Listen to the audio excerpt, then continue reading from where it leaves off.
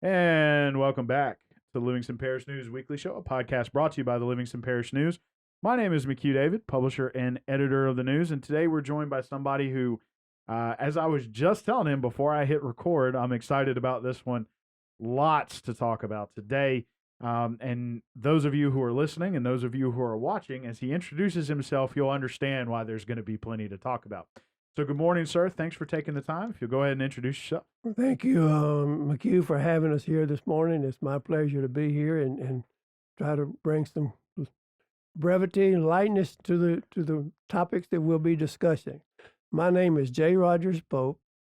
I am a resident of Livingston Parish, have been since 2000, 1956. Okay. So I've been here most of my life. Went to school here, done everything you could do in this thing. I guess where I'm going with that is that I've been in a lot of places, done a lot of things. If you'd like to hear a little bit about where I have done, I'll be glad to share that with you. I started out as a student at Denham Springs High School, graduated from Denham Springs High School, went to Southeastern, graduated, get master's plus 30 degree, started teaching at Livingston Parish, taught in elementary, middle school, and high school. Moved on to administration, got into administration. I was a principal at an elementary school, middle school, a high school. Started that career in Walker. First 12 years I was there, I was in Walker, and then I came to Denham Springs, opened a school in Denham Springs. After that, I also served as an assistant principal at Walker High School as well as principal at Walker High School. I moved to the central office as assistant superintendent, where I had multiple jobs. Human resources was the biggest one. We took care of human resources. That time it was a smaller operation than it is today because of the sheer numbers. We saw our growth go from 12,000 to 20,000 in the 14 years that I was there. After I became superintendent in 1987, and I stayed there to 2001, where I retired. After retiring from the superintendency, I went and worked a little bit with a nonprofit organization, the Louisiana Association of School Executives. And then the House of Representatives seat opened in 2006. In 2007, had a little group of people come and ask me to consider running. Had never thought about it, quite frankly. And this was the seat opened up, quite frankly, 3 days before qualifying.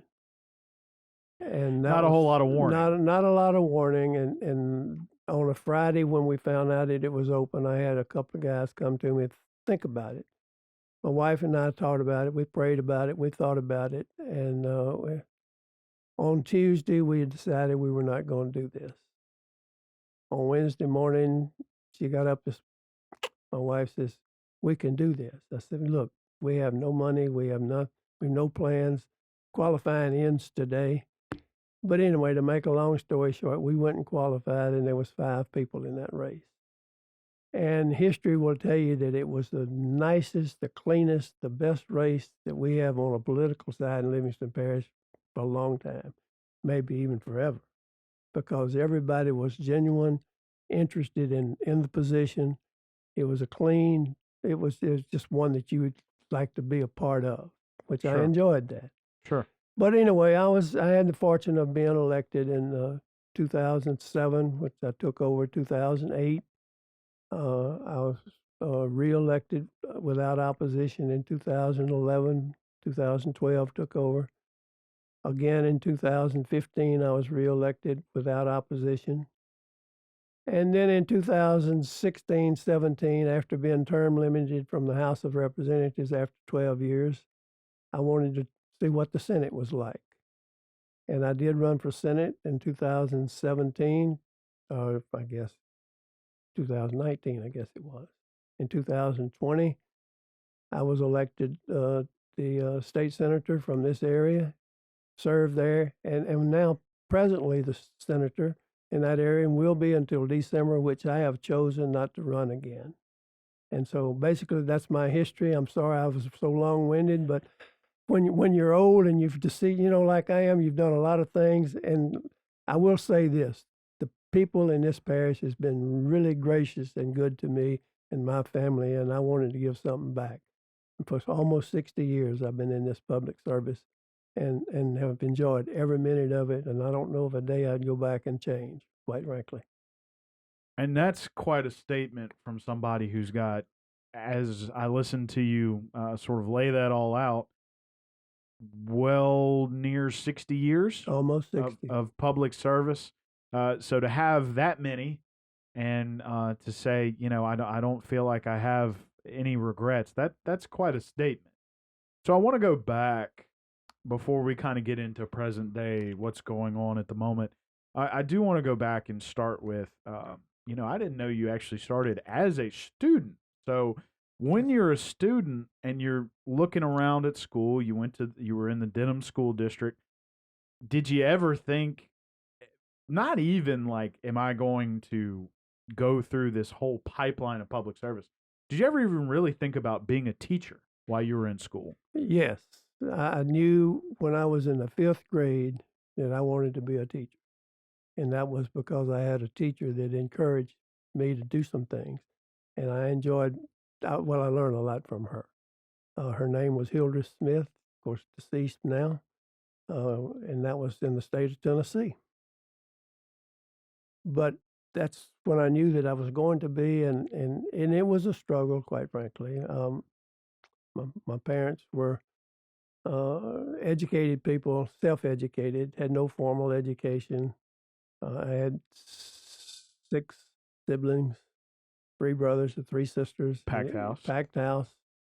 So you were pretty much on your own, and it was a struggle, but I knew that I was going to do it, and I guess that's where we are.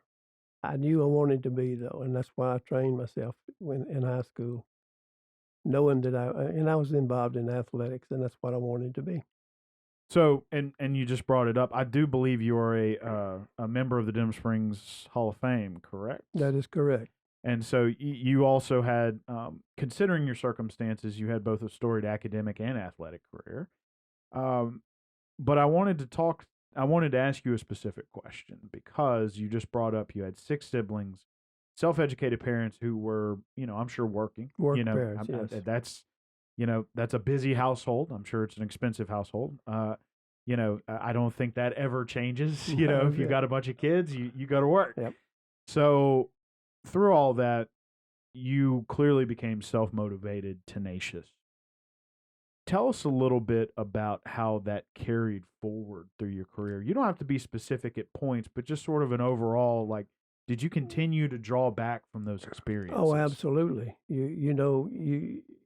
When you have that many in the household, a small house, not a lot of revenue, a lot of, whatever. My dad was a construction worker, and people that are in that business knows what it was like. At that time, it was, strong unions, and he was a union person at that time. Anyway, we got through it, and we had a loving family. We really did. We had a supportive family.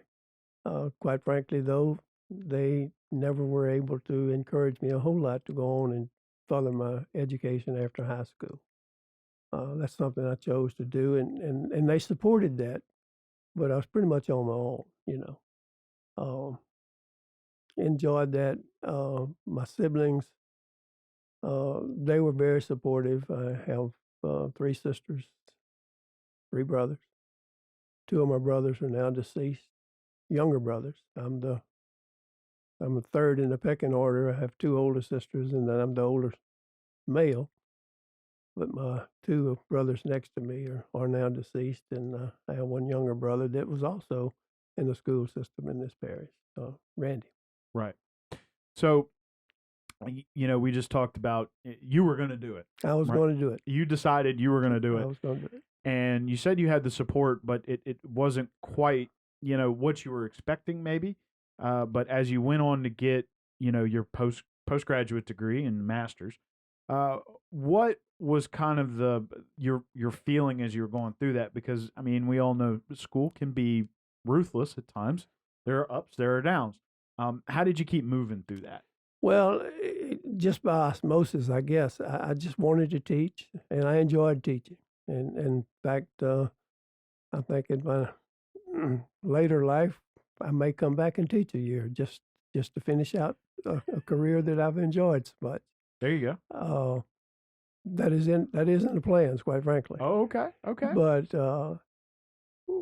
we were pretty well self motivated. I have to say that, and I don't want to sound from an ego standpoint, but we had to be, and we were determined to succeed.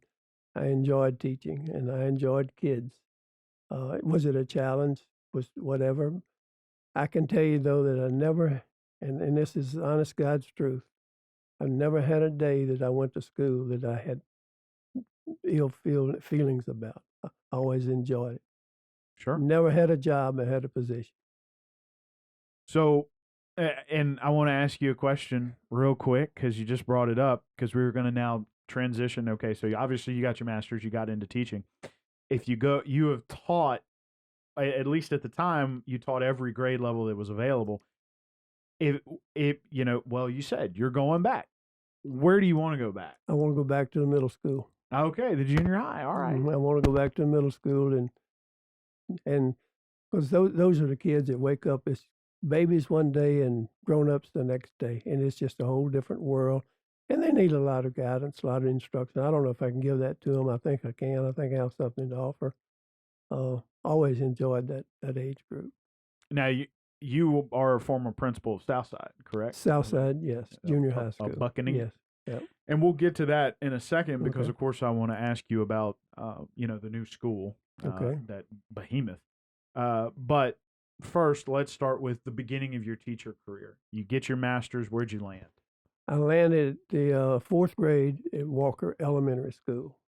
Stayed there a year. Then I moved over and was asked to go to the middle school, the junior high school, which was part of Walker High School at that time, and start an athletic program, which they didn't have a sports program, basketball, football. And so I went over there and stayed there a year. The principal, who happened to be the girls' basketball coach at Walker High School at that time, well, he was a basketball coach, and the principal left, and he became the principal. So they asked me to come over and coach girls basketball, which, 2 years after being in school, the third year I'm going to Walker High School to coach girls basketball. That was another challenge, but one that I accepted, and one that ended up to be one of the highlights of my career, quite frankly. Well, and I was going to ask, what did you learn from that experience? Oh, it was just a different world. I'd played basketball quite successfully in high schools and also a little bit in college and independent ball and that kind of thing. But it never. And my wife was a basketball player. We were high school sweethearts, Sure. But other than that, I didn't know a lot about it. But it was a great challenge, and I will brag a little bit on this one because Okay. I am very, very. We had some great kids. I coached girls basketball at Walker High School, going there, and then I stayed there for 6 years. In 6 years, we won 3 state championships. Got beat in the semifinals 1 year and the quarterfinals 2 years. We won 170-something basketball games and lost 17. We had an 88-game winning streak at one time, and that's all historical. These are not made-up numbers. These Sure. are things that research can tell you. But it wasn't anything that I was doing. We just had great kids. We had really good athletes, but they were better people and hard workers, and they had the dedication that it took. And that's what inspired me to go on and do other things as well. So, kind of you gave them something, they gave you something. Exactly. Through that coaching, you brought up something. You said they were better people and they worked hard. Do you feel like your experience as a student and early teacher, drawing from, I asked you already, did you draw back from that sort of self-motivation and guidance? Do you feel like you imparted some of that on them? Oh, absolutely. We had an understanding. We're going to do this. We're going to do it right, and we're going to play by the rules. And these are the game. This is what we're going to do. and you can live that way, or we can do something else. They chose to live that way, and they were very dedicated, very loyal, and we'll have to tell you that whatever we ask them to do, run through a wall, they try to run through the wall. But it was something that I had learned by not just participating, but watching and being associated with my high school coach, who instilled those things in me. Sure. So not only did you take from your own experiences, but some of the things that you were taught Absolutely, as an athlete. absolutely. So I, got to mold a new generation as Yeah. they, moved. Yeah, well, in. they've all moved on and are very successful today, doing different things, and we still stay in touch. Sure. And, a quick question, for some current parents who might be listening to this. Is it your belief, as you were both a student athlete and mostly engaged, well, not mostly, but you engaged a lot with student athletes? Is it your belief that, there is a lot to be learned from being a student athlete and a lot to be gained? Absolutely. I think it's very, very important. I think athletics has a tremendous amount of respect and place to help mold kids. It's not for everybody. I mean, there's other activities, extracurricular activities. I think it's very important for people, the students, to get involved in something though extracurricular. It can be band, it can be, athletics, it can be, you pick one. Sure. But clubs, but they got to be involved in something to have the interest, whatever. I would like to go back and clear something up. I just didn't coach girls basketball, though. I was also coaching football at the same time. We helped with that for 12 years at Walker High School. Very, very instrumental in helping mold me as well. Started a baseball program. We had some good male athletes that I learned a lot from, and so I don't want to leave those people out either. Sure, absolutely. So a multi-sport coach. Multi-sport, yes. But as we move away from Walker Junior High, where you became, I believe his name was Jim Calhoun, the coach at UConn that had those huge winning streaks. So with girls basketball, so you moved on from there. Where'd you land next? I went over to, after that, stayed and coached. Got out of basketball. Coached boys basketball for a couple of years, but just moved on. Became assistant principal at Walker High School under a mentor of mine. Mr. Jerry Morgan was a principal. I'd like to mention him because he was very much a mentor of mine to help me in the area of administration to help prepare me for that. I had coached with him at Walker High School as well, so we were good friends. Wish him well today. He's not doing well, but I do wish him well. But anyway, that's where that started. Okay, and so you ended up as assistant principal. I left there as assistant principal, and then went on down to the Walker Junior High School as a principal. Okay, so that's where you made your jump. I made a jump. Well, I take that back. I was a principal at the elementary school before, and then I went to be the assistant principal at Walker High School. Then I went to the middle school as a principal. Then I went back to the high school as a principal. And then I came to Southside Junior High School in 1979 to open a new school. Gotcha. Okay, so a lot of bouncing around in Walker. Well, I was trying to find a place to land. I don't think I could find a place that really suited me. Sure. So then you end up a buck, I guess you can say. So you help open the school. You're coming in as a new administrator, a new school. What did it feel like to open the door? It's an amazing thing, and I wish that everybody that's in administration would have the opportunity to open a new school. Major challenges to start it. You have to start and do everything. I mean, you got to get your faculty, you got to get your staff. It was overwhelming. We opened a school that was only 90% or less complete. And it's a true story. Mike Harris, who was my assistant principal when we opened that school in '79, he and I worked out of my house for a whole summer trying to interview people. And you think about people when you call and ask them for an interview. Well, we were going to do this. Well, you can come to my house. It Right. was not always pleasant. No, I can imagine. Yeah. Wait, I don't want to come to your Yeah, house. yeah. It was quite a challenge, but my wife understood. She was always around, and but it worked. It worked. But then we got on, and as far as putting it together, it took us a while. But we, I think, ended up being one of the premier middle schools in this parish. And what is an experience from Southside that you have taken with you?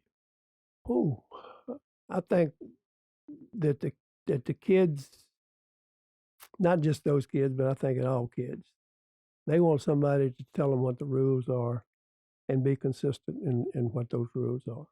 If you cross the line, this happens. If you don't cross the line, this is going to happen. But be consistent with it. They want somebody to let them know. They just want direction. And I think more so today than ever before, that not only do they want it, stepping out on a limb a little bit, I think maybe in some places they need it. Sure. Without a doubt. Sure. And I think that's one thing.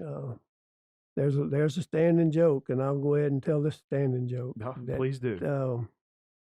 When we would have an event with all the student body, when they went in the gym, there was no talking, no nothing, until we give them permission.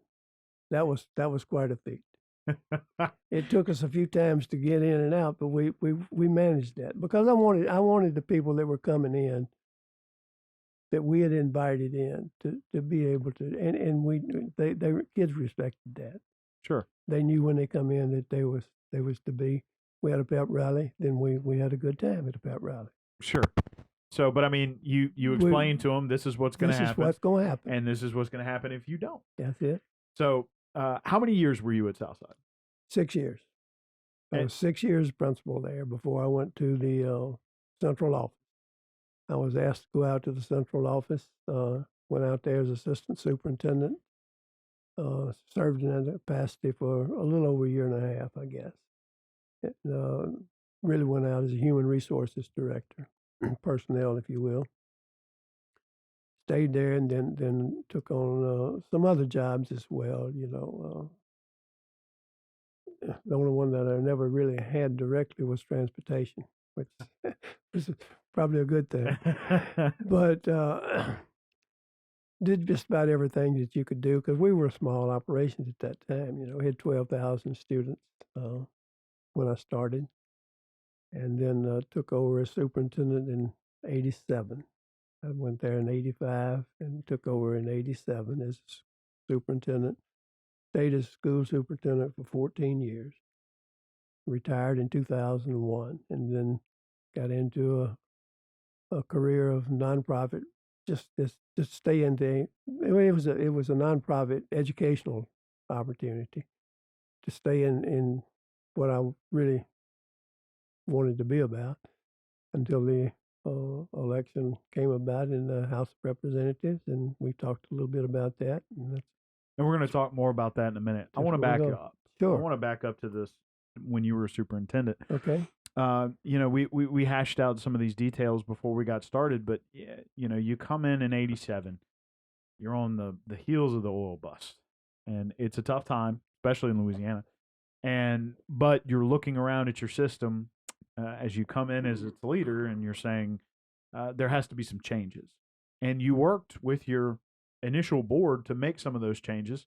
Tell us about some of the things you were after before we talk about some of the headlines that started popping up in the early '90s. Well, and I have the utmost respect for the former superintendent I took his place, Mr. Carroll Leggett. Great guy. He left the world at an early age. Unfortunately, God called him home. Had a heart attack mowing his yard shortly after he had retired, and I took his place. But to say that, to say that once we took over, we didn't need a lot of changes because things were going well. But as you had said, we were in an oil bust. Things were tough. School district had no money at that time, and this is the time when you had to go to the big house in Baton Rouge and get on your knees and kiss somebody's ring if you wanted a little money. And quite frankly, and this was no disrespect on the people that we had to represent us at that time, we just didn't have a large representation. So if you weren't from Jefferson Parish or Orleans Parish or Caddo Parish, you know, Yeah. you were way in line to get in that, to kiss that ring. Right. So we had a board that I can tell you that was very, very proactive in trying to not only make changes, but make changes for the better.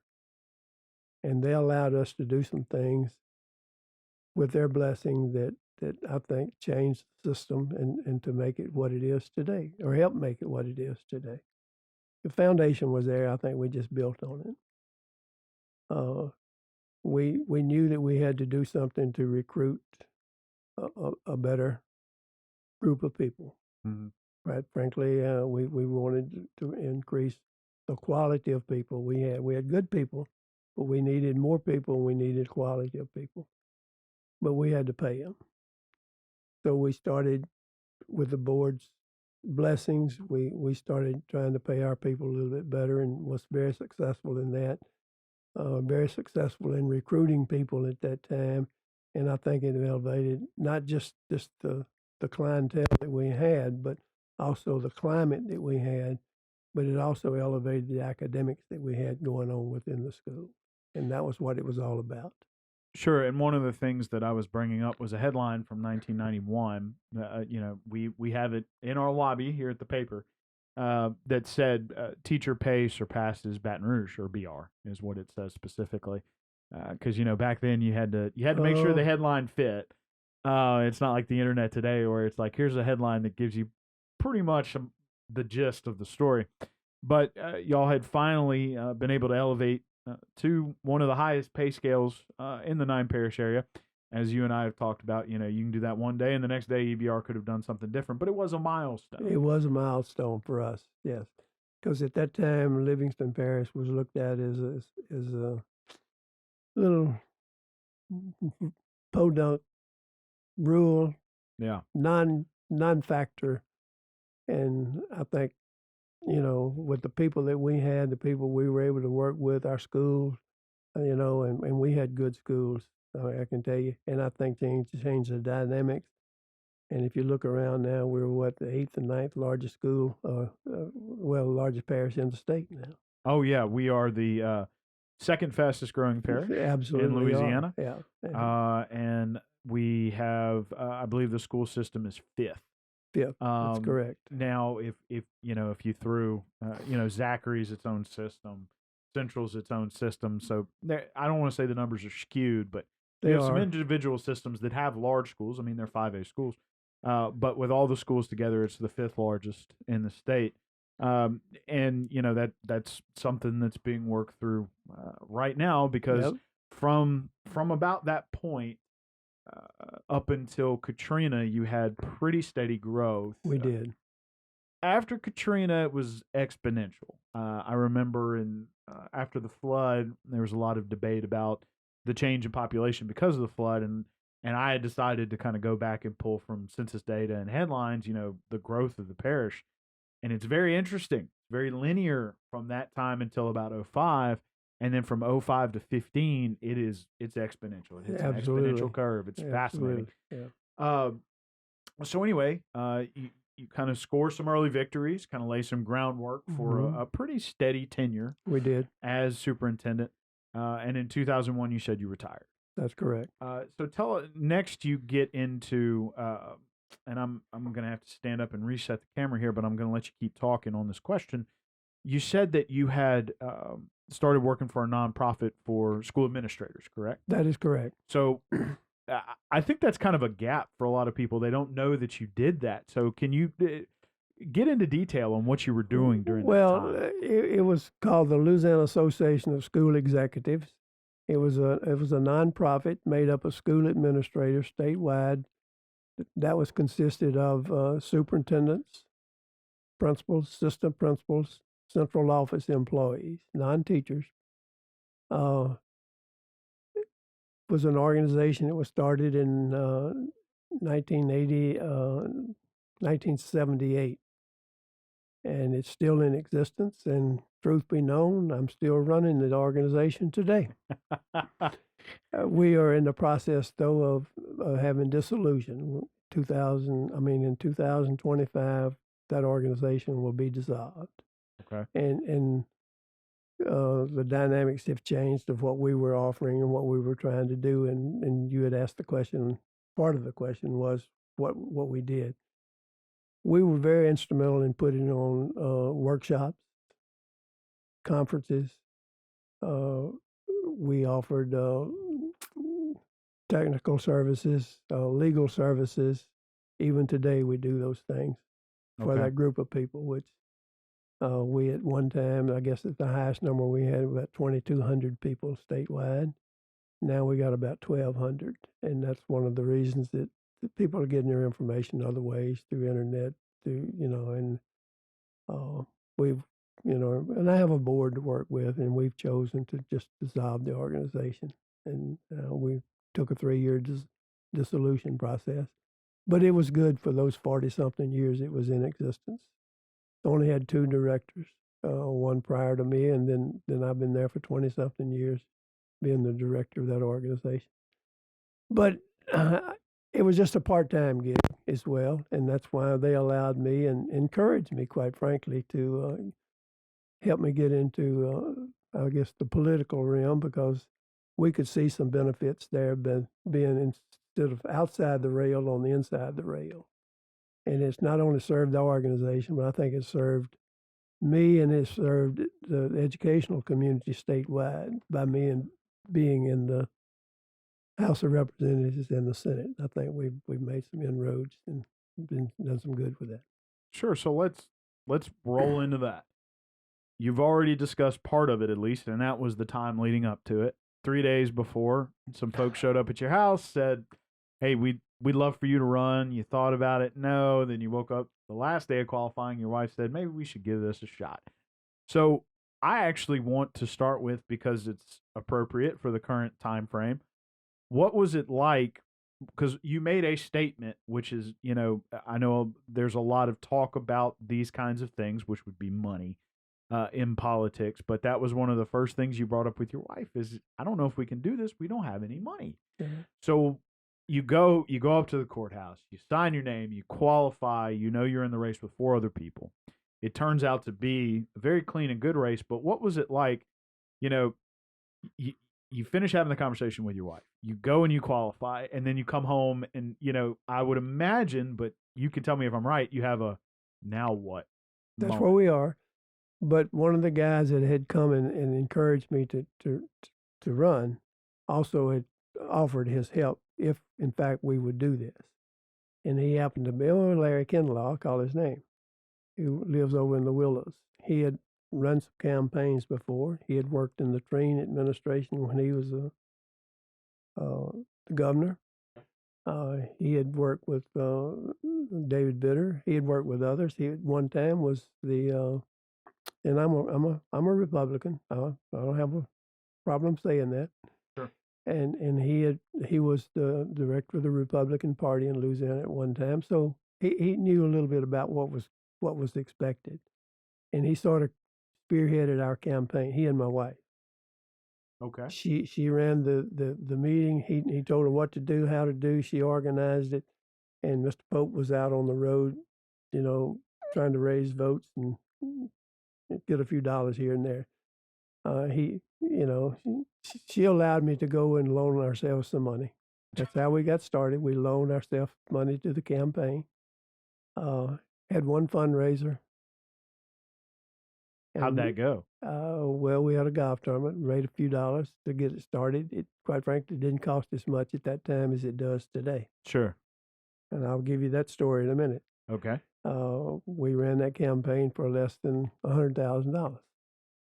Which is surprising, because that was just 15, 16 years ago. That's correct. It's really not that long ago, but No. The cost of poker has changed so much. It is. And we had some help. We had some other people, local people that once we got in, that had been supporters throughout the years and all the other endeavors that I'd undertaken. So we were able to get some good financial backing from those people. The only thing that we do, and still today, just don't buy you anything. Because I mean, as I've said before, you may rent me, but you'll never own me because you can't buy me. And you've said that before in this very room. And that's where I am, and that's where I'm going to be, and that's where I've always been, and I think that serves me well. Sure. Serves my family well with that too. But today, and when I ran, I only ran 2 elections. I ran the first time, and then when I crossed over from the House after I was term limited out, I ran for the Senate, and then we had an election that was. But and that's quite frankly one of the reasons that I'm probably not running today. Sure. It was just not a real friendly. It was an ugly race. Some outside forces outside this parish made it ugly, made it very cost prohibitive. I think I was reading an article in this Livingston Parish News at that time, and it's close to $1 million race. Yeah, if I remember correctly. When I was doing research yesterday afternoon to kind of finish up how I wanted to flow through this with you, I went back and read some of my old articles from that time, and yes, it was a $1 million race, and that was for a state senate seat, really for any race that was unheard of. Unheard of. Now I will tell you, I didn't spend but about a third of that. Sure. I couldn't afford it, and the people that supported me didn't want to do that. But anyway, make a long story short, on that, we were able to win the race, and I certainly have enjoyed my 4 years in the Senate. But quite frankly, age is one thing. I think health wise, I'm really in good health. The doctors tell me I am. I don't think it's anything that. I just think after 16 years I spent in the legislative body, that I think it was just time to move on. And as I said before, there's one other thing I want to do, and so 82 years of age, I think it's time to move on. But it's not because of I'm dissatisfied with the system. I think it's the best system we've got in this world. I'm glad to have be a part of it. I'm more than appreciative of the people who've given me that opportunity for 16 years to go and represent them. I only hope that I've done the best job that I can. I know, I've said all along, when the end of the day, you may make 40 votes to get to the end of the vote, but the last vote that counts is one that people remember. And you punch the red button or the green button. There's 50% going to like it. There's 50% not going to like it, generally. But you've got to go there, and I've done this, and I will tell you, and I hope that everybody that comes into these positions would take the same attitude that I have, and I think I'm right. That we are elected by the people, and we're there to represent their interests. I have made some votes that personally I would not make, because the people that I represented, that's what they wanted. And that was in their best interest. And that's what I was there for. And that's why I made the votes. You've made 2 statements to me over the years that have always stuck with me. And one is during campaign season, you're going to have your proponents and your opponents. But when the election is over, they're all your people. They are. And that's who you represent. And the second one, as you and I have discussed, when you're talking about dealing with others at the legislature, and that's going to be the next series of questions, is that every bill has a proponent and they believe in it wholeheartedly. Now, whether that belief is from a social, political, ideological standpoint, it doesn't matter. They believe in it. They believe in it, and they want it. And so it makes dealing with that kind of scenario it can be difficult. Very. So we're gonna talk about a couple of things you already mentioned, but first and foremost, you're running against 4 other people. You eventually come out the victor. You take the office in 2008, right as Jindal's coming in, and you've had dealings with the legislature as the director of that group, as well as being a superintendent, I'd imagine. That's correct. What was it like to flip And suddenly you're walking in, and now you're the guy. It was an eye opener. You think that you know a little bit about it, and and quite frankly, I knew a little bit more than a lot of us. We went in with 50-something new house members. Think about that, 50-something new ones That's a out lot of of turnover. 105, Yeah. and so we were all fumbling.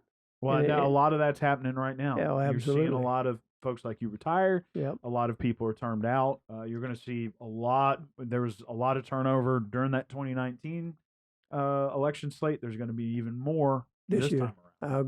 I agree.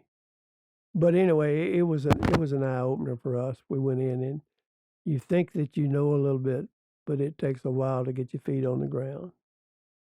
And I've said this, and I'll say it again. You just got to know which doors to open and which ones not to open, which ones to go through and which ones not to go through.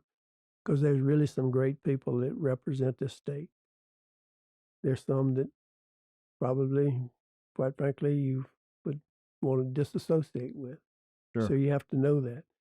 But as you had said, everybody in every issue has a constituency, and you have to respect that constituency and respect their position. And it's a game of compromise.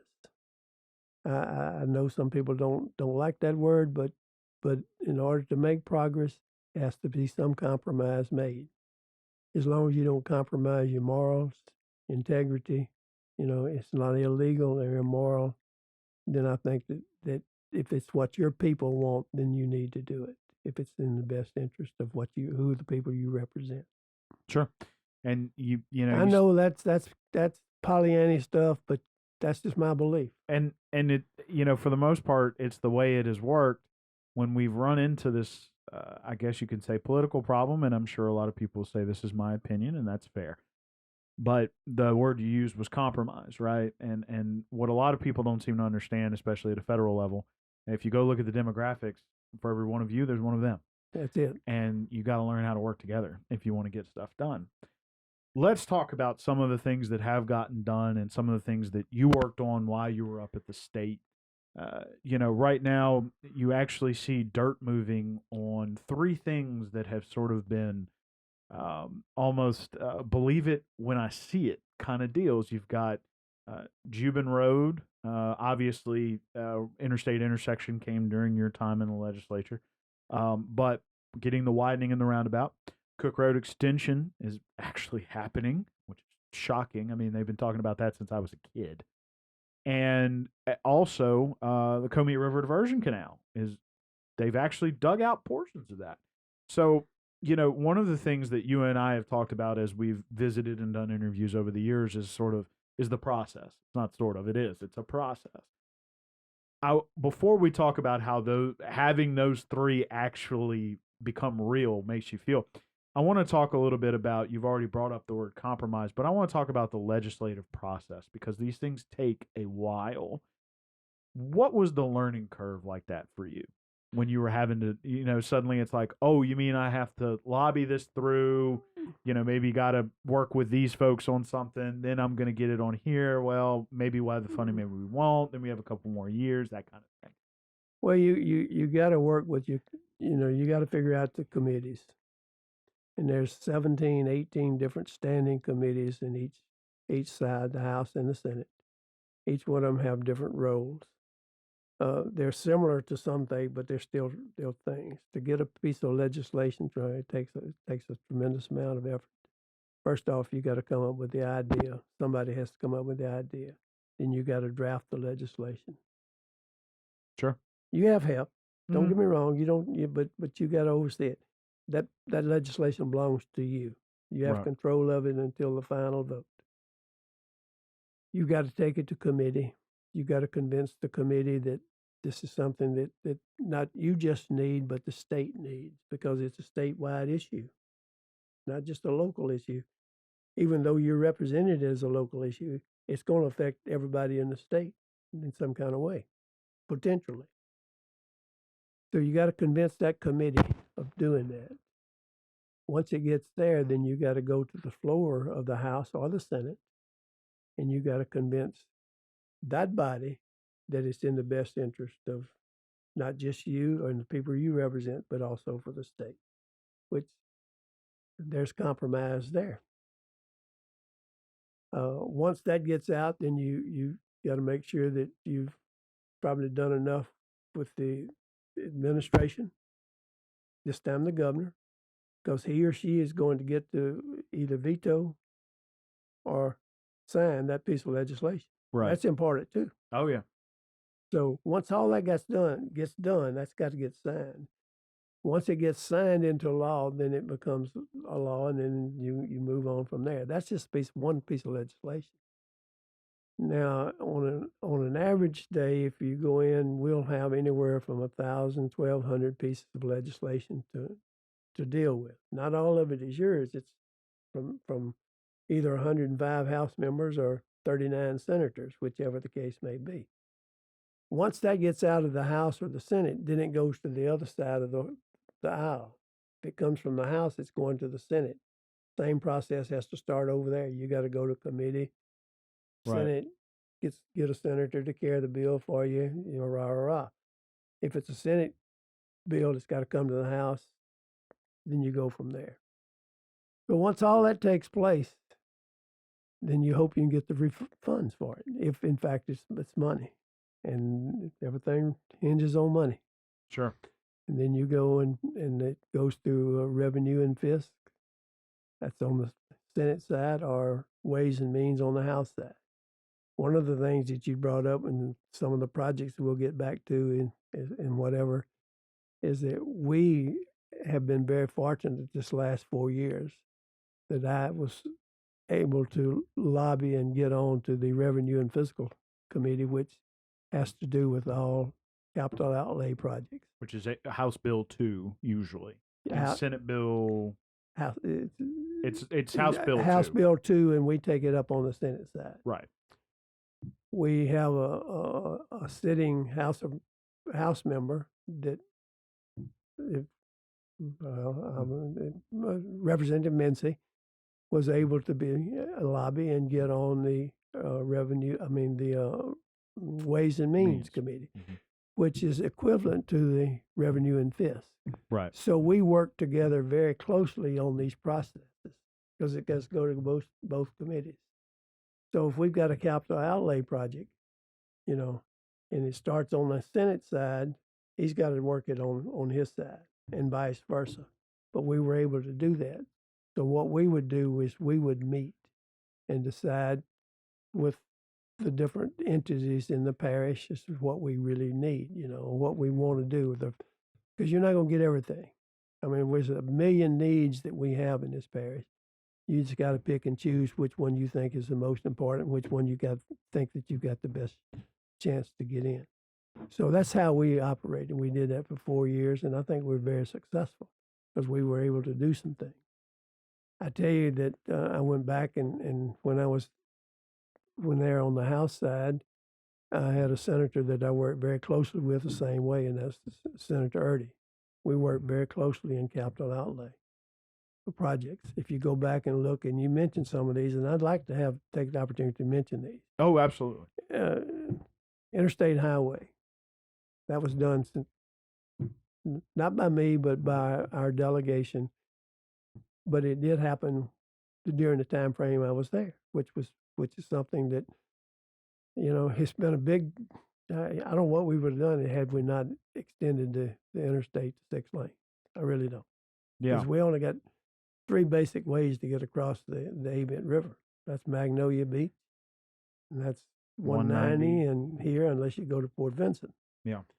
I will tell you that we not only did the interstate, but we put new bridges while we were there across 190, and also at Magnolia, which was not only, it was needed. It was huge. Yeah. The project that you had mentioned out at Cook Road, that was a process that was started years ago and never could get all the fundings lined up. Once you got the funding, then there was other variables. Utilities, you had to appropriate the property. Sometimes you had to expropriate the property. But anyway, you were able to get all that. Jubin Road. Why did it take so long for Jubin Road? It's two major issues. One, it took us for the utilities to be moved at 190 and there. Mm-hmm. We had the contract was supposed to be done in X number of days. It took 963 days to get the utilities moved, 3 years. The contractor that had it went belly up. We had to get the bonding company to come in, get a new contractor. That delayed it for another year. So that's why that project has been delayed. But if you go by there now, you see movement, not just with a roundabout at 190 and Jubin. You see movement on Jubin itself. You see movement on Cook Road. And all that's going to tie in and make a huge, nice, big boulevard from 190 back to the interstate on Jubin Road. Right. One other project that we've got going that most people are not familiar with is to extend Jubin north, Jubin Road, north from 190 to Lockhart Crossing Road. Right. And that's going through the woods. Right. Money has been appropriated for that. Studies are going on. Everything has to be studied. Right. Environmental, that's people don't understand it. I don't understand it sometimes. We study to do studies, I think, sometimes. But environmental. Plan to meet the plan. Environmental has to be done. All these things has to be done, and that's been in the process now. So, but there's many things that's going on. We've got roundabouts going on. We've built roundabouts. We've got others coming. We've got another one coming at the end of Eden Church Road and Lockhart Road, which if you've traveled that road much, it's so dangerous. Oh, yeah. Highway 447 at Walker, that interstate. The interstate bridge, interaction, and the bridge. We've got funds lined out to widen that bridge and also to 3-lane or 4-lane back to Buddy Ellis Road.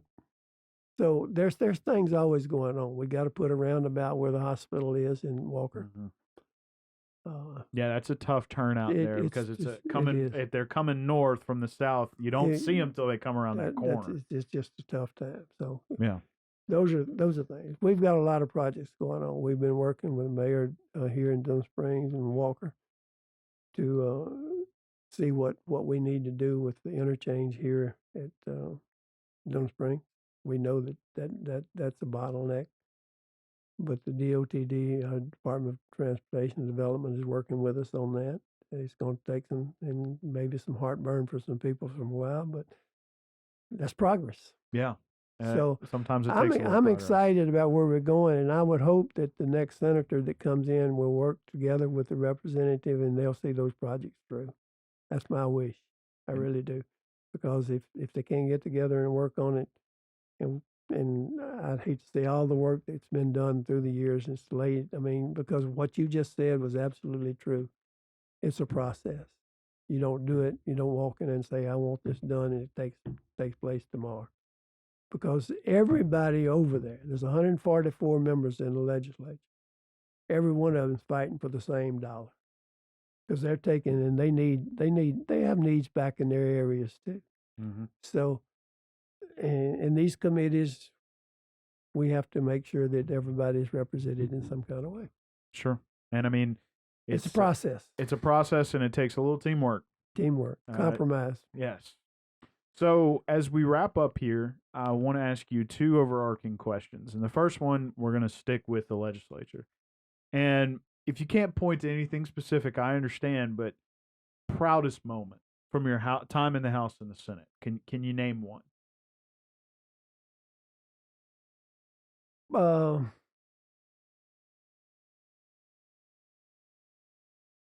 While I was in the House, probably the one that probably sticks out that I think has more effect, and this has to do with health care, because I was on Health and Welfare Committee for 16 years on both sides. But we helped the optometrists pass a bill that would give the rural areas an opportunity for those people to go in and have better optometry service by letting the optometry do some things that doctors didn't want to do, didn't want them to do. So we took on the doctor and were able to be successful. Uh, and it was a huge challenge. And see, eyes are so interesting because especially healthcare and insurance treats them like they're not part of your body. But they are, Yeah, exactly. and that is huge. And we work with a local agency here that they were interested in it, and we were able to do that. On the Senate side, I think the biggest thing we was doing is to help with teacher retirement. Okay. We did a couple of things on 2 years in a row to help change some of that, keep some things from happening.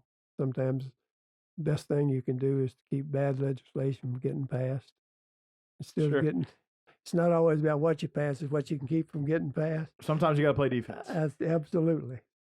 And as a former athlete, defense wins championships, right? But I spent a lot of time, was never on education committee, but I spent a lot of time making sure that we protected that. And that was what we did a lot of time, protect it. And mostly lately there's been a big push for things like voucher systems Yes. and charter schools and that sort of thing. But for a while there, it was just it really was defending the MFP. I would imagine. Oh, Minimum absolutely. foundation program. Money. You always Yeah. have, it's all about money. Absolutely.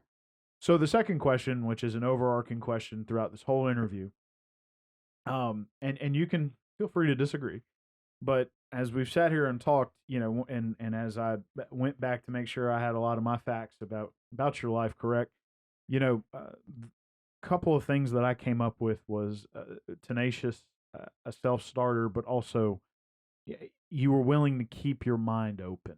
You're a lifelong learner. If you were to, this is the question, if you were to sort of give your success a foundation, I would imagine it would be those three principles. That is correct. Yep, that is right. So, if you were talking to somebody, I always like to posit this question. You enter the room with the kid that just graduated with a master's. What are you telling them based on those three principles, that foundation that you've built for yourself? Well, to be true to yourself. Know that there's another being out there higher than you are. And I won't get into the religious aspect of it, but I think everybody has to have a higher being that they believe in.